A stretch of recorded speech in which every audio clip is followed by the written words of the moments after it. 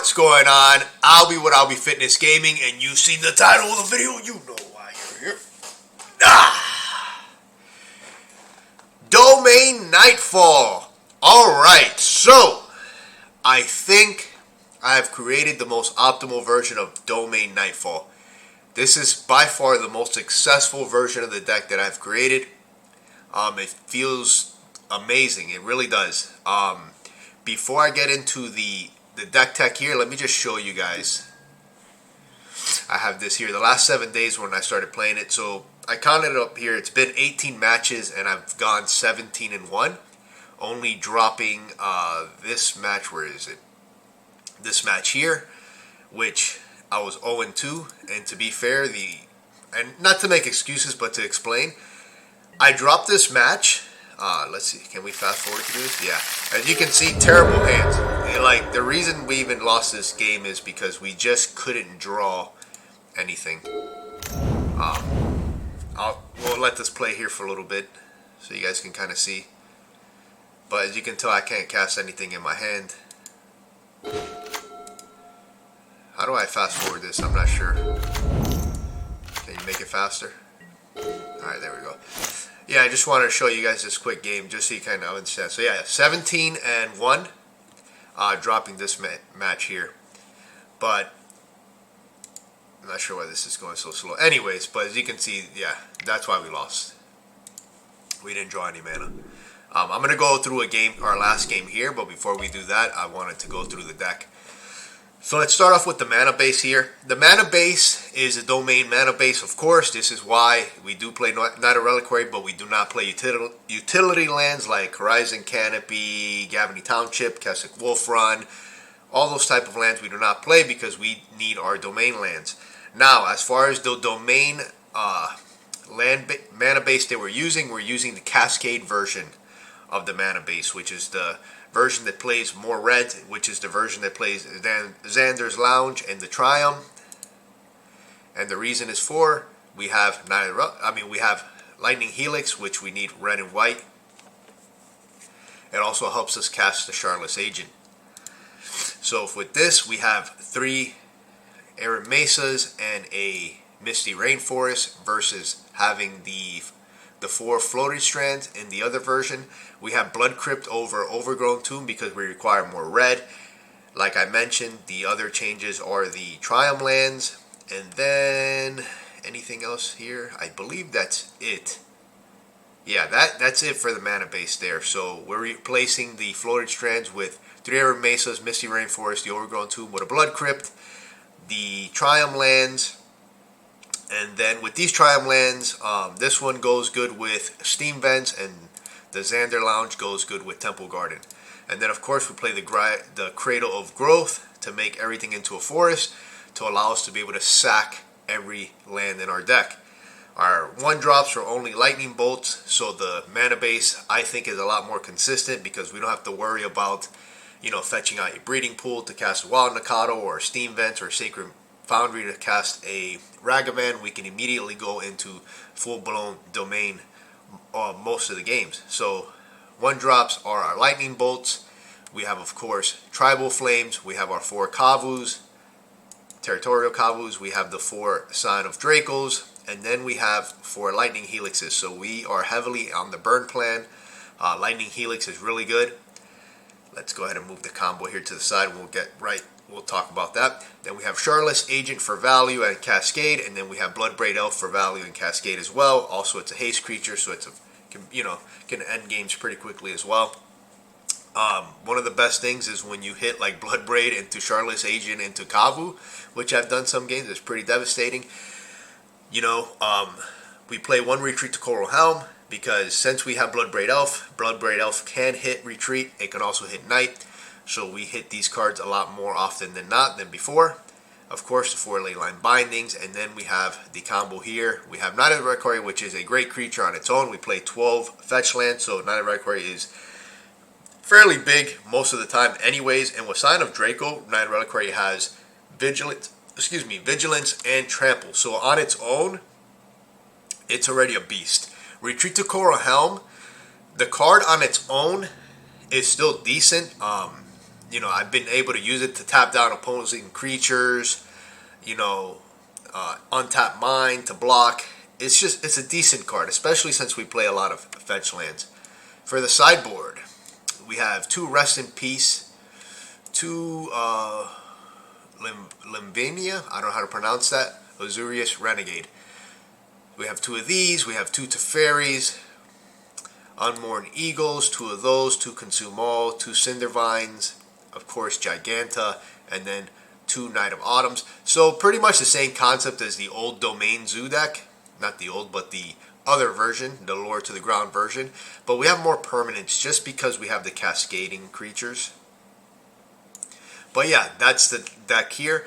Now the way, for those that don't know, the way that the combo works is Knight of the Reliquary is you can sacrifice a forest or plains and search your library for a land card and put it onto the battlefield, then shuffle your library. Knight of the Reliquary gets +1/+1 for each land in your graveyard. Now, this is why we play the Cradle of Growth, because it turns everything into a forest, so you're able to sack your fetch lands without having to actually use your fetch lands, so you preserve your life total. You're also able to sack every single land in your library. Retreat to Coralhelm reads, Landfall. Whenever a land enters the battlefield under your control, choose 1. You may tap or untap target creature, or you can scry 1. We sometimes scry, but most of the time what we're doing is either we're tapping down their creatures or we're winning with Knight of the Reliquary. And what we'll do is we'll untap our Knight, tap our Knight, sack, pull another land out. We can float a mana to cast our whole hand, but we just repeat this process until we have like this, you know, massive Knight, and we swing it for damage. As far if they have creatures, we can just tap them down and then get in with the Knight. So let's go ahead and get into a game here. If you guys have any questions on the deck, comment at the bottom. The deck has been very, very good. Let's get into this game here. I'll start with game 1.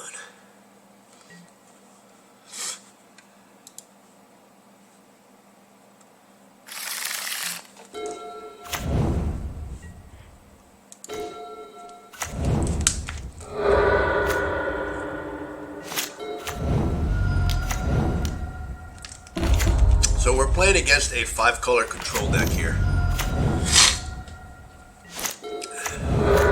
You know, so we're playing, you know, our usual strategy of Domain Zoo, getting in with the Kavu, discarding cards. So I didn't go after the red and 6 there. I just decided to bolt it just because I felt that we could kill our opponent a lot faster, and we don't need to worry about the red and 6, so we used the bolt just to lower the loyalty to slow it down. And then here we have Tribal Flames. Tribal Flames here, rather than just going straight to the face, we're just going to get rid of the Ommat.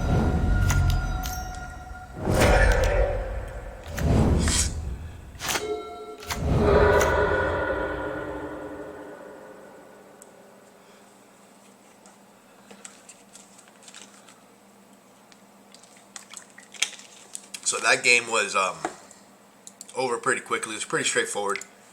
Let's watch game number 2. Game number 2 is a lot better because we're able to see more of the cascading effects and the retreat and all that. All right.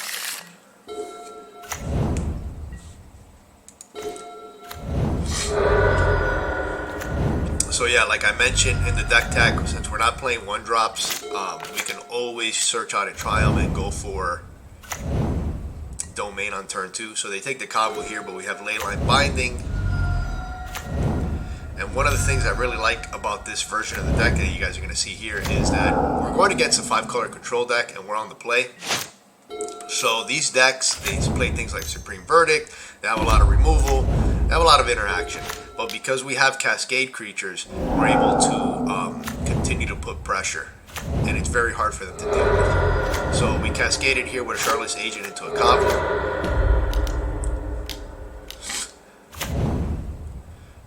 So they have a Niv in play. You know, so now we're just going to play the retreat, play a land, tap it, boom. We're going to get in, be able to take out their red and 6, and get in for damage. Now we have a fetch land, so we can actually tap their Niz here And this is what I was explaining about Retreat to Coralhelm. Like, on its own, it's not a bad card. So this forces them to bring to light and get a Supreme Verdict, which is fine for us because it's still a 1-for-1. Because remember, we used the Shardless Agent to get the Kavu, so it's still 1-for-1. And we still have 4 cards. Bloodbraid Elf and 2 Tribal Flames. So as you can tell, the deck has a lot of sticking power.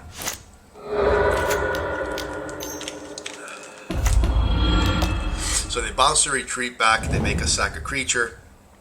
Not the worst again because we're just going to keep hitting them with our Cascade. They have Teferi, we can't do anything.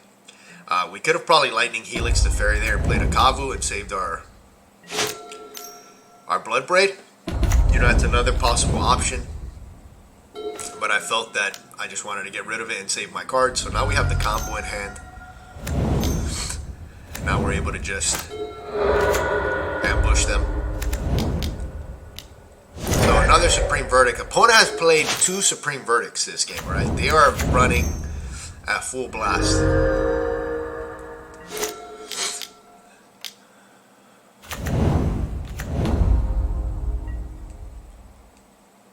Yeah, not sure why they didn't kill the knight there, but you know, whatever.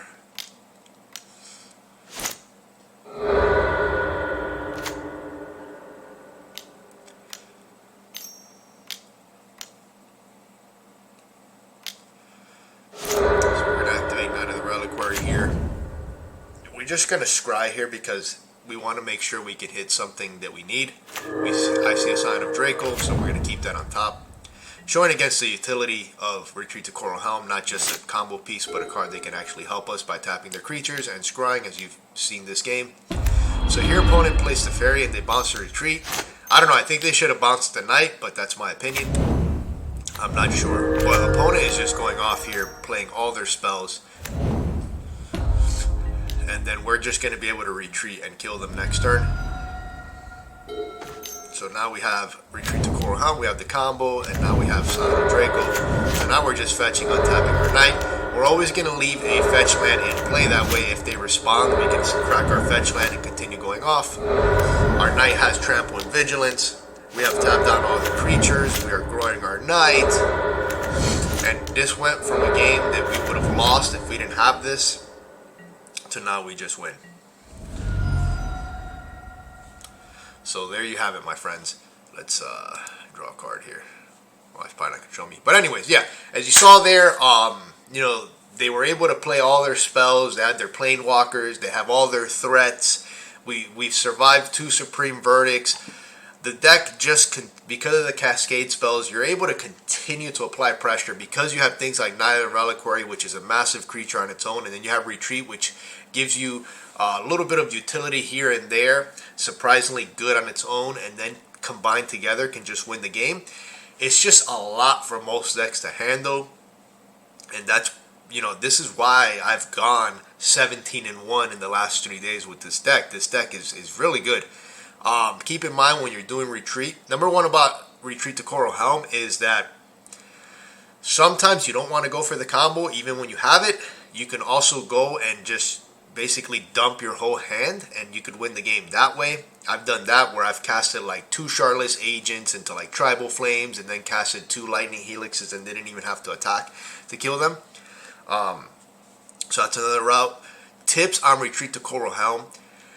When you are going off or when you are planning to use it with the knight, always keep a fetch land in play and always make sure that the fetch land that you have in play can fetch out the lands that you have in your deck. Because as you're going off, you got to be vigilant and understand and know what lands you have in your deck. That way when you crack your fetch, you can actually grab a land and untap your knight. And you always want to keep a fetch land because, again, like I mentioned, if anything happens, they try to respond, you can crack your fetch land and keep going off. You always want to grab early on your Cradle of Growth because Cradle of Growth turns everything into a forest.